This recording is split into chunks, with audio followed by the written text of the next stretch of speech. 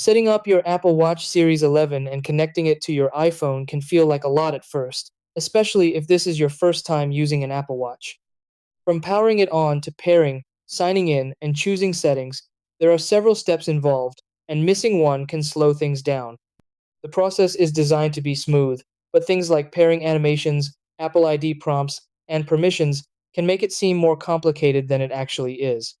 Once everything is connected properly, your Apple Watch becomes a seamless extension of your iPhone, handling notifications, calls, fitness tracking, and more.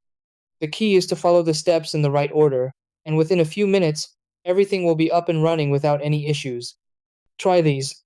Step 1. Press and hold the side button to turn on your Apple Watch Series 11. Step 2. Bring your iPhone close and wait for the pairing pop-up to appear. Step 3. Tap Continue and use your iPhone camera to scan the animation on the watch. Step 4. Follow the setup instructions, including signing in with your Apple ID. Step 5. Create a passcode and choose your preferred settings and features. Step 6. Wait for syncing to finish while keeping both devices close together.